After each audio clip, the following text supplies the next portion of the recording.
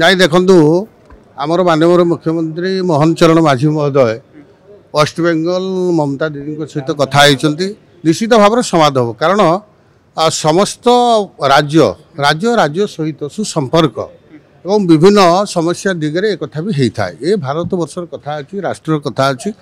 समस्ते मानवे एवं जो समस्याटी थिला बाधक थिला ताकू दूर करके स्वाभाविक भाव में आम राज्य को आलु आसी सारा नहीं मुख्यमंत्री कौन कथा ना विजेडी वाला जो कथाटी कहते माननीय मुख्यमंत्री परिष्कार कही सारी से मुझे दोहरवा ठीक हम ना आ विशेषकर विजेडी जमी कहूँ सन 24 तत्कालीन सरकार नवीन बाबू सरकार 24 वर्ष सी माननीय मुख्यमंत्री से थिला बेले नवीन बाबू तो बुली राज्य में आउ कहले कौन डिपार्टमेंट 51 जन जगिबे तार अर्थ है